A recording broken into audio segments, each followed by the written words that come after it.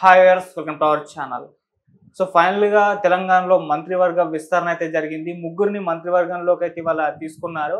అయితే దీనిపైన కాస్త భిన్నాభిప్రాయాలు కూడా అంటే ఆశావాహులు ఎక్కువగా అసంతృప్తిగా కూడా ఉన్నారు. అంటే రేవంత్ రెడ్డి గారు కూడా తన సన్నిహితుల్ని కూడా మంత్రివర్గంలోకి తీసుకురాలేకపోయారని కూడా కొంత వినిపిస్తూ ఉంది. అయితే ఈ నేపథ్యంలోనే ఇప్పుడు ఆశావాహుల్ని బుజ్జగించే పనులు కాంగ్రెస్ మొత్తం కూడా ప్రయత్నాలు చేస్తుంది. వాళ్ళతో మీటింగ్‌లు ఏర్పాటు చేస్తున్నట్టుగా కూడా తెలుస్తుంది. ముఖ్యంగా రాజగోపాల్ రెడ్డి గారు రాజీనామా అంటూ వార్తలొస్తున్నాయి. విజయశాంతి గారు రాజీనామా అంటూ వార్తలొస్తున్నాయి. మల్రెడ్డి గారు రాజీనామా అంటూ వార్తలు ఈ విధంగా అయితే వాళ్ళ గురించి రావడం చూస్తున్నాం. మరి సో ఈ మంత్రివర్గ విస్తరణ, ఈ రాజీనామాలు దీనికి సంబంధించి డిస్కస్ చేయడానికి ప్రజెంట్ మనతో పాటు సీనియర్ జర్నలిస్ట్ అరవింద్ కొల్లి గారు ఉన్నారు. వారిని అడిగి తెలుసుకునే ప్రయత్నం అయితే చేద్దాం. సార్ నమస్కారం సార్. నమస్కారం. సో ముగ్గురినైతే మంత్రివర్గంలోకి తీసుకున్నారు సార్. మరి ఆశావాహులైతే అసంతృప్తిగా అయితే ఉండడం చూస్తున్నాం. మరి వీళ్ళని బుజ్జగించే పనిలో ఇప్పుడు కాంగ్రెస్ పడిపోయింది. అయితే కొంత మేరకైతే వినిపిస్తుంది. ఇప్పుడు రాజీనామా చేసే ఆలోచనలో ఉన్నారు అంటే రాజగోపాల్ రెడ్డి గారు. మనకి కాంగ్రెస్ పార్టీ అధికారంలో ఉండి మన దగ్గర దాదాపు చాలా కాలం అయింది కాబట్టి, 10 ఏళ్ళు పైగా అయింది కాబట్టి, మనకి అది కాంగ్రెస్ అసంతృప్తి ఈ రెండింటిని మర్చిపోయాం మనం. ఇప్పుడు మళ్ళా కాంగ్రెస్ అధికారంలోకి వచ్చిన తర్వాత సుదీర్ఘకాలం తర్వాత దాదాపు 14 నెలల తర్వాత 15 నెలల తర్వాత మంత్రి పదవి మంత్రివర్గ విస్తరణ, మంత్రి పదవులని ఆశావాహులకు ఇవ్వటం, దీని చుట్టూ ఒక రాజకీయం అయితే మొదలైంది. ఒకటైతే క్లియర్, మొత్తం ఉన్న ఆశావాహులను అందరినీ అకామిడేట్ చేయడం సాధ్యం కాదు. కానీ అదే సందర్భంలో అన్ని వర్గాలకి న్యాయం పాటించేలాగా, అన్ని వర్గాలకి గౌరవం ఇచ్చేలాగా మంత్రి వర్గం ఉండాలి అనేటటువంటి భావం ఏదైతే ఉందో ఆ భావానికి కూడా ఇవాళ న్యాయం చేయని పరిస్థితి అయితే క్లియర్గా కనిపిస్తుంది. గతంలో కూడా అదే కారణం బాగా విస్తృతంగా ఉంది. ముఖ్యంగా రాష్ట్రంలో ఒక ప్రధానమైనటువంటి కమ్యూనిటీ, సంఖ్యాపరంగా ప్రధానమైనటువంటి కమ్యూనిటీ ముదిరాజ్ వర్గానికి ప్రాతినిధ్యం ఇవ్వలేదు, కనీసం ప్రాతినిధ్యం ఇవ్వలేదు అంటూ బాగా విస్తృతంగా చర్చ జరిగింది. చర్చ జరగడంతో పాటు బీసీల్లో ముఖ్యంగా ముదిరాజుల్లో అసంతృప్తి ఛాయలు చాలా క్లియర్గా కనిపించినాయి. రెండోది, గతంలో ఈ ముదిరాజు వర్గానికి ప్రాతినిధ్యం వహించినటువంటి టీఆర్ఎస్ హయాంలో ప్రాతినిధ్యం వహించినటువంటి ఈటెల రాజేందర్ని కూడా అర్ధాంతరంగా తొలగించడం, ఆ తర్వాత అప్పుడు కేంద్రంలో ఎంపీగా ఉన్నటువంటి బండ ప్రకాష్ని తీసుకొచ్చి ఇక్కడ ముదిరాజు వర్గం నుంచి ప్రాతినిధ్యం ఇచ్చేటటువంటి ప్రయత్నం చేయటం, అది ఆలస్యం అయ్యేసరికి ఆయనకి మన మండలి ఉప సభాపతి దాకా మండలికి సంబంధించిన డిప్యూటీ చైర్మన్ పోస్ట్ ఇవ్వడం చూసాం. ఇట్లా జరిగినప్పటికీ ఆ వర్గంలో ఒక అసంతృప్తి అయితే బలంగా కనిపించింది.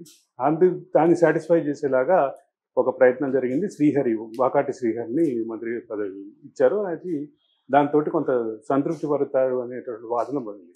అదే సందర్భంలో ముస్లింలకి ప్రాధాన్యత లేనటువంటి పరిస్థితి ఉంది. దాంతోపాటు రేవంత్ రెడ్డికి అత్యంత ఆప్తుడుగా ఉన్నటువంటి అద్దంకి దయాకర్ కానీ, రేవంత్ రెడ్డి తోటి హామీ పొందినటువంటి వ్యక్తిగా చెప్పబడినటువంటి ప్రొఫెసర్ కోదండరామ్ కానీ, మరొక పక్కన మన కేంద్రం నుంచి హామీ పొంది ఎమ్మెల్సీ వచ్చారని చెప్పినటువంటి విజయశాంతి కానీ, వీళ్ళెవరికి ఎక్కడ ప్రాతినిధ్యం లభించలేదు. పాత రంగారెడ్డి దాని నుంచి తనకి గట్టిగా వస్తుందని భావించినటువంటి మల్రెడ్డి రంగారెడ్డికి కూడా రాలేదు. రెండోది, మునుగోడు శాసనసభ్యుడు కోమటిరెడ్డి రాజగోపాల్ రెడ్డికి సంబంధించిన అంశంలో ఆయన అంటే బహిరంగ సభలోనే రేవంత్ రెడ్డి దగ్గర నుంచి హామీ పొందారు.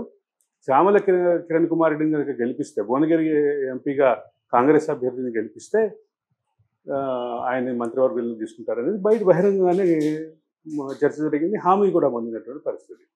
దాంతోపాటు వీటన్నిటితో పాటు మరికొంతమంది అంటే రేవంత్ రెడ్డికి అత్యంత ఆత్మీయుడిగా చెప్పబడేటువంటి ప్రేమసాగర్ రావు కూడా ఆశించారు, ఆయన కూడా రాలేదు. రెండోది, ఈసారి మంత్రివర్గంలో ఎస్టీల సంఖ్య పెరగబోతోంది అనే ఊహాగానం జరిగింది. దాని మేరకు ఆ ఎస్టీ ఆశావాహులు కూడా చాలామంది బయలుదేరినటువంటి పరిస్థితి ఉంది. వీటన్నిటిని ఎవరిని సాటిస్ఫై చేసే పరిస్థితి లేదు. చేయకపోగా తీసుకున్నటువంటి మూడిట్లో ఒక ఇద్దరు ఎస్సీ సామాజిక వర్గానికి తీసుకుని ఒక మాదిగ సామాజిక వర్గాలకి బ్యాలెన్స్ చేయడానికి ప్రయత్నం జరిగిందని చెప్తారు. ఇది అట్లా ఉంటే అంటే ఇతర ఆర్థిక కారణాల కారణంగా వివేక్ని మంత్రి పదవి వరించింది అనేటువంటి వాదన కూడా చాలా బలంగా ఉంది.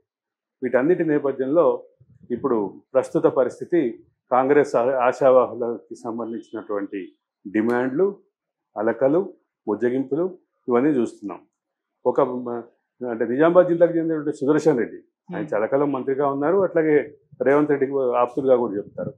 ఆయన మంత్రి పదవి రాలేదని అడిగితే ఆయన దగ్గరికి సాక్షాత్తు మీనాక్షి నటరాజనే వెళ్ళి బుజ్జగించాల్సిన పరిస్థితి ఉంది.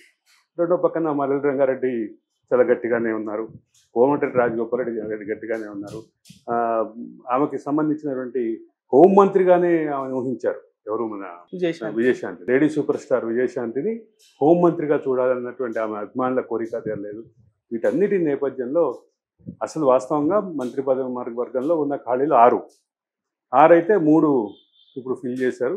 ఇంకో 3 ఉన్నాయి కాబట్టి ఈ 3లో ఎవరిని ఎక్కడ ప్లేస్ చేస్తారనేది కూడా కొంచెం ఆసక్తిగా చూడాల్సినటువంటి అంశమే.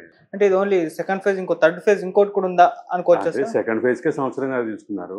ఇక థర్డ్ ఫేజ్ అంటే దాదాపు 5 సంవత్సరాల దగ్గరికి వచ్చేస్తుంది. అంటే ఇది మనం ఈజీగా మాట్లాడుకోవడానికి ఇట్లా ఉంటుంది. కానీ రాజకీయాల్లో అన్ని వర్గాలకి సమన్యాయం జరగాలి, అన్ని వర్గాలకి సమ ప్రాతినిధ్యం ఉండాలి అనే డిమాండు, దానికి తగ్గటువంటి ఆచరణ, ఈ రెండూ అయితే సీరియస్గానే అవసరం. కాబట్టి ఏ డైరెక్షన్లో వెళ్తుంది ప్రభుత్వం అంటే మంత్రి పదవులకి కేటాయింపుల విషయంలో, మంత్రి వర్గంలోకి తీసుకునే విషయంలో కొంత దానిపైన ఆశావాహులు, అసంతృప్తులు అన్నీ ఉన్నాయి.